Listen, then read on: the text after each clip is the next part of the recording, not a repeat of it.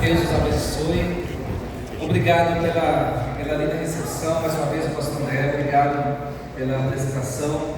Nós estamos muito felizes em estar aqui, conhecer nossos irmãos na fé em Jesus.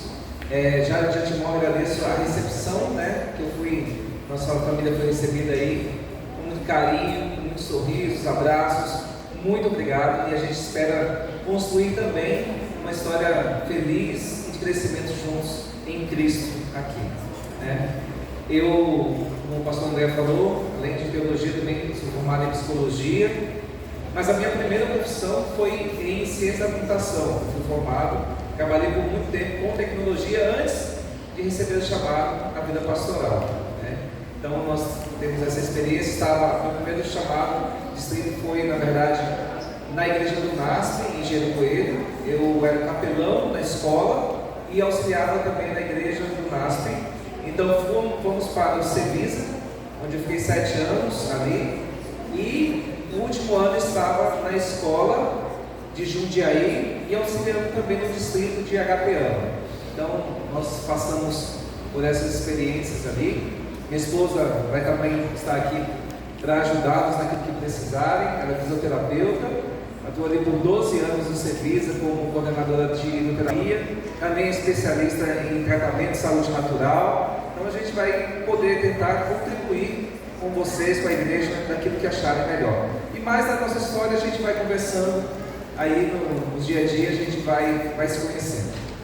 Bom, me disseram que aqui o culto termina meio-dia em ponto, então temos 3 minutos ali para a gente orar, mas o pastor André disse que ela pode pregar até 1 hora, que eles aqui nem já acostumei, eles aguentam aí, mas nós não vamos avançar tanto assim não.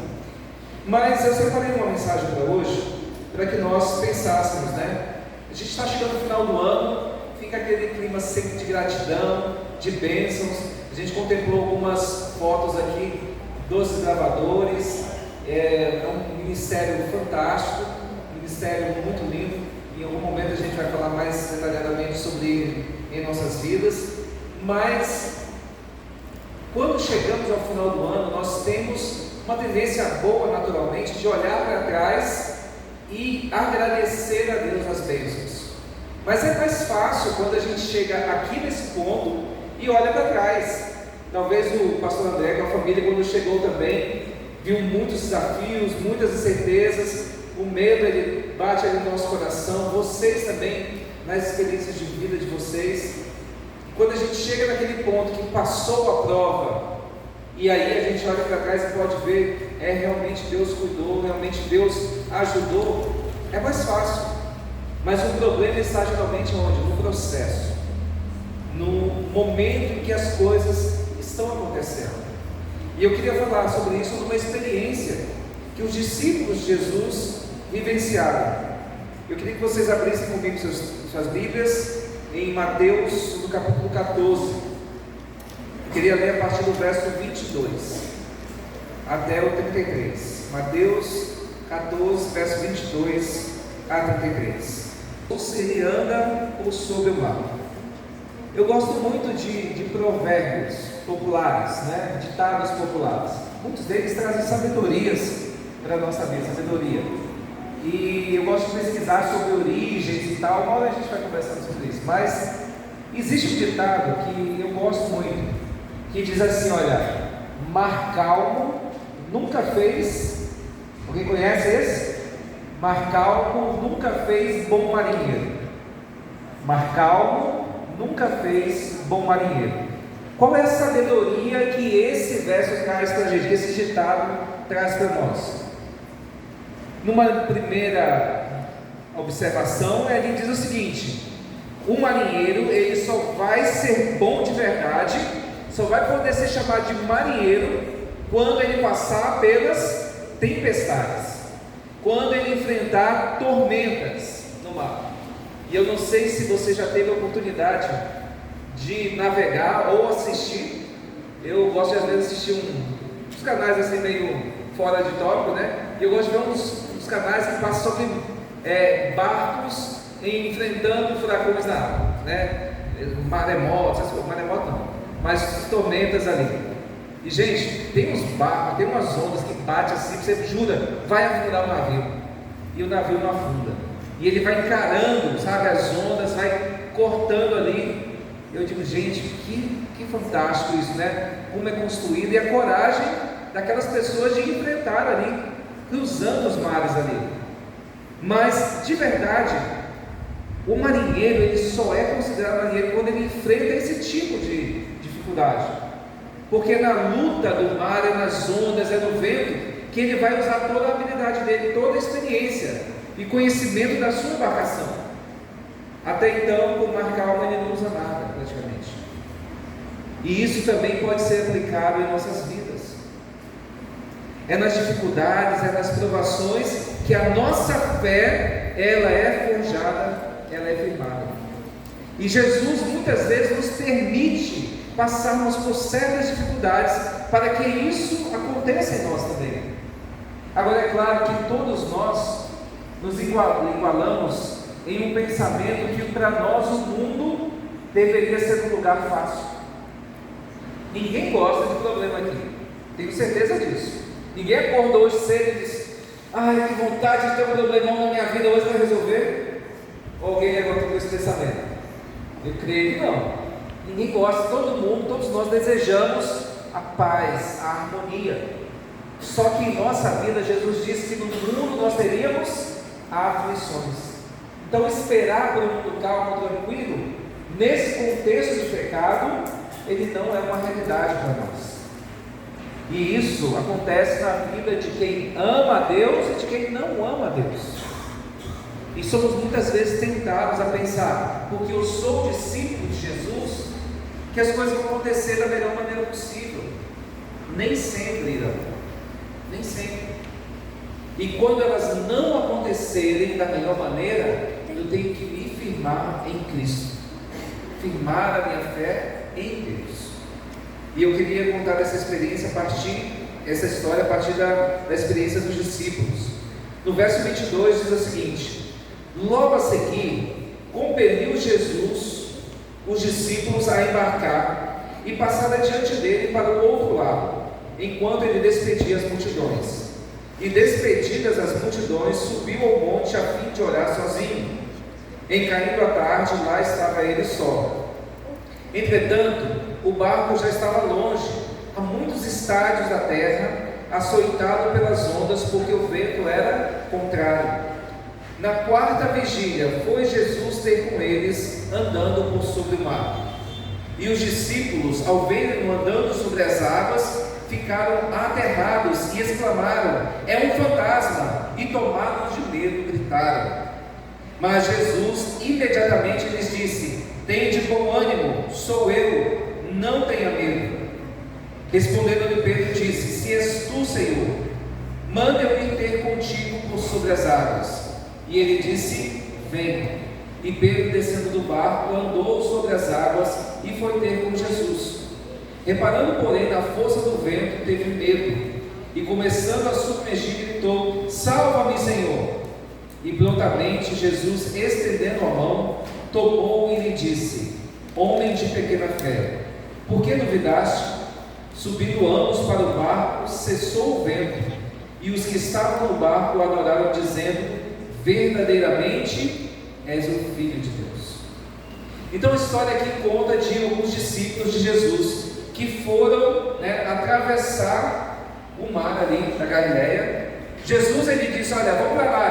Esses discípulos não queriam se afastar de Jesus. Jesus quase que teve que puxar pelo braço, quando eles impeliu ali, quase que arrastando eles do barco. E a Bíblia diz que estava entardecendo, ainda estava caindo o sol. E aí eles pegam o barco e começam a atravessar. Só que quando chega um determinado momento, a história diz que veio um forte vento e as ondas batiam ali, de modo que o barco estava quase afundando. E eles começam a entrar em desespero. Normal, a gente está ali no barco, à noite, tudo escuro, correndo o risco de perder a vida. É claro que a gente se desespera. E os discípulos então começam ali, eu tenho certeza, a orar em busca de auxílio de Deus, de auxílio divino. E Deus, Ele responde a essa oração. Deus responde ao clamor deles. Mas a Bíblia dá algumas dicas sobre quando e como Deus faz isso. A primeira dica é que Ele diz: na quarta vigília foi Jesus ter com eles. Na quarta vigília. Os hebreus, eles contavam o tempo, a noite, em 4 períodos de tempo. A primeira vigília, que ia aproximadamente do entardecer, seria de 6 às 9, de 9 às 12, de 12, meia-noite às 3 e de 3 às 6 da manhã. Ou seja, a quarta vigília já era o período quase amanhecendo o dia. Então eles saíram da presença de Jesus entardecendo, logo enfrentam uma tempestade, ali um problema ali no meio da travessia, e a Bíblia diz que Jesus vai lá somente na quarta vigília. E por que Jesus vai na quarta vigília e não antes? Como diz um professor que nós tínhamos, no teológico, o pastor Gênesis Covas, que ele dizia assim: olha, não sei, não sou Deus. Quando a gente fazia algumas perguntas, mas por que Deus fez isso? Não sei, não sou Deus. Por que Deus foi na quarta vigília? Não sabemos. Mas uma coisa, isso me diz, que Deus, Ele nos socorre no tempo dele. É no tempo de Deus e não no meu tempo. As coisas vão acontecer na sua e na minha vida no tempo que Deus acha que é o melhor, e não no tempo que eu quero. Porque se for no tempo que eu quero, tudo tem que ser agora. Eu tenho 2 pequenas aí, e as coisas delas tem que ser tudo sempre na hora, querem comer aquilo que elas querem na hora, querem brincar na hora, querem viajar na hora, querem fazer tudo na hora do tempo delas. Mas nem sempre é o melhor. Como pais, nós olhamos e sabemos: olha, não é o melhor agora, tem que ser depois. Mas aí a gente cresce e a gente entende isso, Todo mundo aqui cresceu, não, eu sei esperar o tempo de Deus. Não é assim? Não? Então nós continuamos muitas vezes como crianças diante de Deus. Crianças que a gente continua querendo. Olha, e não é, você não está pensando errado, de certo modo dizer. Porque viver no sofrimento não é saudável e nem é bom para ninguém. Então você desejar sair daquela condição é ótimo. Significa que o seu funcionamento psicológico está no eixo. Entende? Agora, se desesperar com o tempo das coisas, aí começam a vir outros sérios problemas para a nossa vida. Então, aguardar o tempo de Deus é importante. Assim como nós dizemos aos filhos: olha, agora não é a hora, no momento vai ser depois, isso aqui é depois. A gente precisa aprender que Deus, Ele está cuidando de nós, e Ele sabe também o melhor momento para nos atender. Por isso Ele foi na quarta vigília. Mas aí traz uma outra lição importante, Uma com relação ao quando e a outra com relação ao como. Se eu estou lá no meio daquele barco, vento batendo, ondas ali, o negócio querendo afundar, eu pedi socorro a Deus. E eu acho que vocês também, e como os discípulos pediram. Agora, como você acha que Deus deveria salvar você? Se você estivesse lá dentro, naquele barquinho ali, naquela hora da noite, na madrugada, escura, como você acha que Deus teria que salvar você? Acalmar a tempestade. A primeira coisa que eu também pensei, Acalmar a tempestade. Mas e se não acalmasse a tempestade? Como Ele poderia me salvar? Oi? Boa, galera. Fazer com que as ondas fossem conduzindo o barco até a beira. Legal, boa também. Você pode pensar em outros casos, Tipo, sei lá, se vem um outro barco maior que sofresse menos a ação das ondas ali, mais gente para resgatar. Não sei. Nós pensamos em várias maneiras. O como geralmente é o que mais desgasta o ser humano. Como eu vou sair desse problema? Como eu vou resolver isso? Como eu vou resolver aquilo? Como é que nós vamos pagar a cota para ir no Campuri Mundial, né? Vai dar o quê? Quase uns R$2.000 aí, se a gente vai somar tudo. Como é que a gente vai juntar esse dinheiro? O como entristece a gente, desespera. Mas Deus, Ele já sabe, gente, o como. Ele já sabe. Quando acontece uma dificuldade conosco, um problema, uma luta, nós vamos ficar pensando, quando isso vai ser resolvido? Como Deus vai resolver isso? Mas Ele já sabe, de antemão. Ele já preparou toda a solução. Cabe a nós agora esperar a maneira de Deus concretizar isso na minha vida e na sua. Quando Ele resolve o problema dos discípulos, quando Ele age, os discípulos nem estão percebendo, porque a maneira de Deus geralmente vai ser diferente da nossa, porque eles estão lá, sofrendo, correndo o risco de perder a vida, clamam a Deus por socorro. Como é que Deus vai resolver? Vai andando sobre as águas. Ninguém imaginaria isso. Os discípulos não imaginavam isso, porque quando viram Jesus andando sobre as águas, o que eles fizeram? Acharam que era um fantasma e fizeram o que mais? Gritaram de medo. E olha que eles nem acreditavam em fantasmas dentro da cultura hebraica. Isso era influência dos gregos que viviam ali, né? Mas na hora do desespero, até essas coisas já começam a fazer parte da vida da gente. E assim que acontece hoje também. São as falsas crenças que nós acabamos absorvendo para a nossa vida, que elas não são reais. E isso nos leva ainda para mais fundo. Então Jesus estava resolvendo o problema para eles, e eles não estavam conseguindo enxergar isso por causa do medo. O medo, ele bloqueia o nosso raciocínio, ele bloqueia a nossa esperança, ele nos bloqueia a maneira de nós avançarmos na vida. E ali Jesus estava indo, andando por sobre as águas. Lembre-se, vai ser da maneira de Deus, porque Ele sabe, como um Pai experiente, que conhece o princípio e o fim de tudo, Ele sabe o que é melhor para mim e para você. E a gente precisa crescer no sentido espiritual, deixarmos muitas vezes sermos como crianças diante de Deus, nos rebelando, chorando, nos preocupando, perdendo a paz, perdendo a alegria, nos entregando à ansiedade por causa do futuro. Deus, Ele ama você, sim ou não? Está fraco? Deus ama você, sim ou não? Sim. Deus ama você. Se você crer nisso, você ama seu filho, sua filha? Sim. Você vai fazer o pior por ela? Não. Se nós, que somos maus, como a Bíblia diz, sabemos dar boas dádivas a quem a gente ama, quanto mais o nosso Pai, que está nos céus, nos dará boas dádivas. Deus vai fazer melhor do que a gente. Então creiamos que Ele nos ama. Tenha fé no amor que Deus tem por você. E saiba que o quando e o como Ele já sabe. Enquanto nós estamos passando por esse processo, o que nós devemos fazer? Fazer o que Pedro vacilou em fazer. A Bíblia diz que quando eles viram que era Jesus, Pedro disse: olha, seu Senhor, mande que eu vá até aí.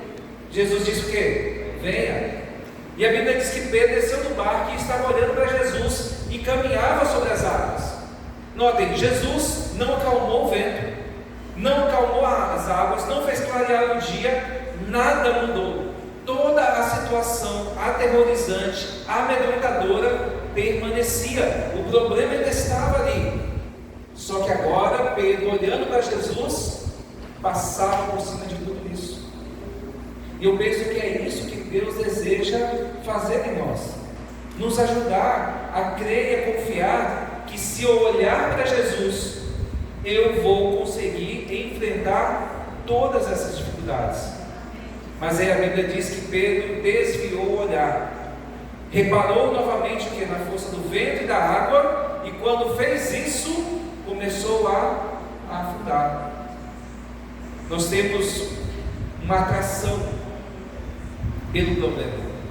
Nossa mente, ela fica fácil fixada nas coisas ruins, negativas, e quanto mais eu me demoro pensando nos problemas, maiores eles vão se tornando na minha vida.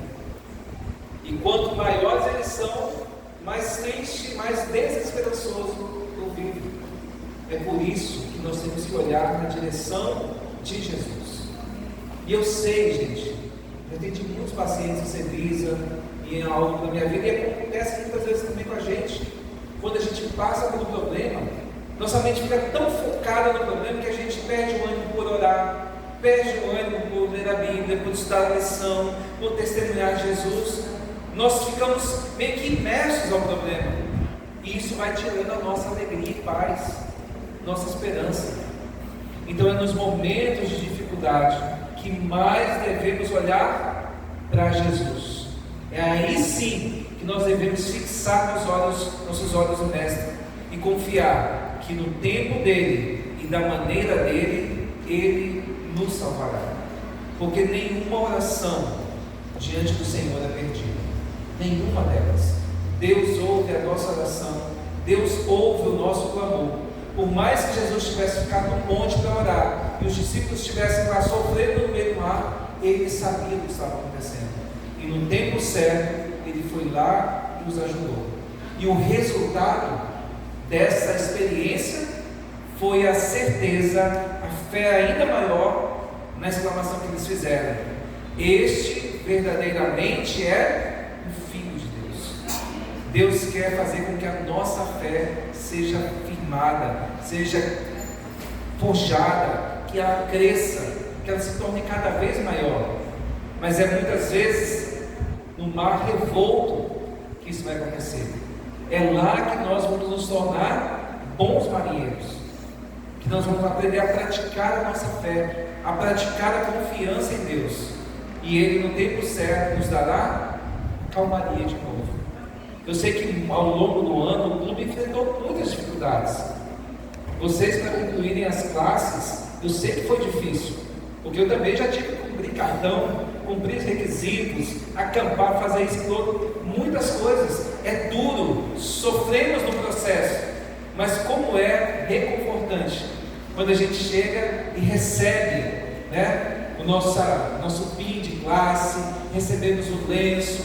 Isso é gratificante, saber que todo o esforço que você teve valeu a pena.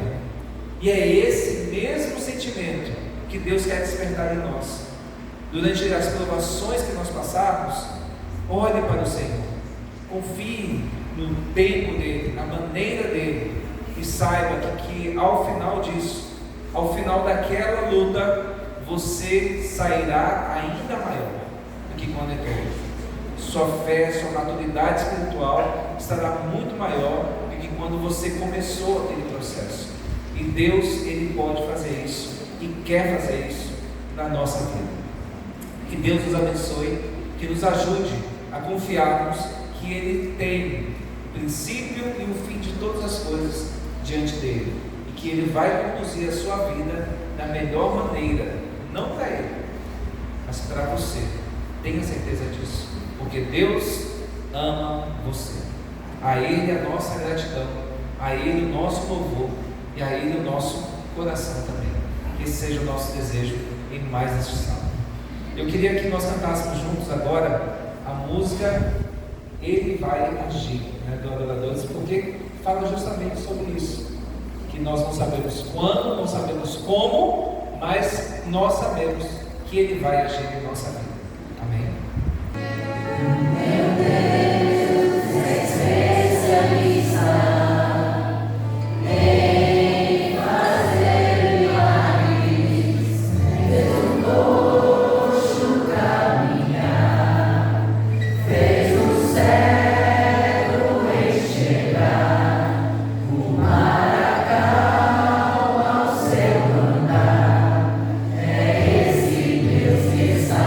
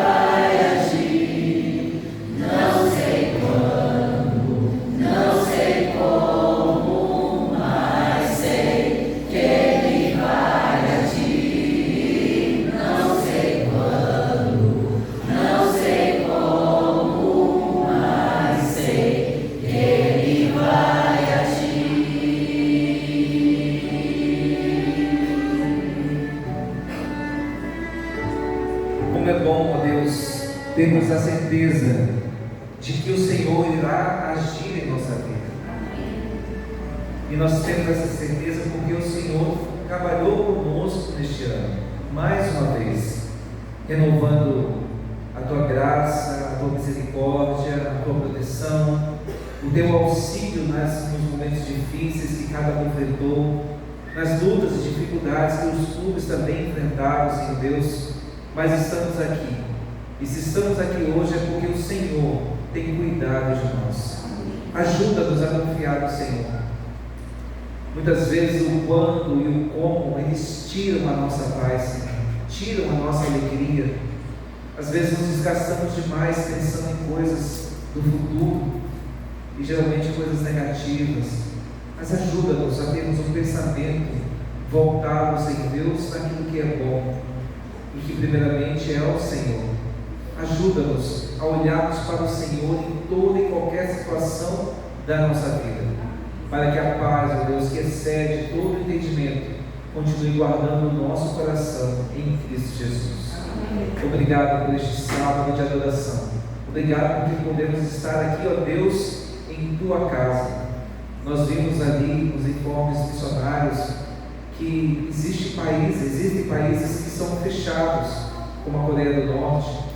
Nós não sabemos, ó Deus, como estão as pessoas ali, mas nós cremos, ó Pai, na tua intervenção divina na vida dessas pessoas. Amém. Nós cremos que de alguma maneira eles terão a oportunidade, ó Deus, de ouvir falar de ti. Que o Senhor, então, ó Deus, envie pessoas, mude corações, aquilo que tiver necessário fazer, para que eles possam ouvir do teu amor e possam também, ó Deus, ter acesso à salvação. Amém. E obrigado, porque hoje nós podemos cultuar de maneira livre, aberta ao teu nome. Ajuda-nos, ó Deus, a valorizarmos isso a cada dia. Dá-nos a tua paz, dá-nos um restante sábado feliz. Obrigado também, ó Deus, pelo alimento que nós vamos comer agora juntos, que foi preparado com muito carinho. Que o Senhor continue cuidando sempre dos nossos lares. Amém. Obrigado, ó Deus, por essas bênçãos. Em nome de Jesus oramos e agradecemos. Amém.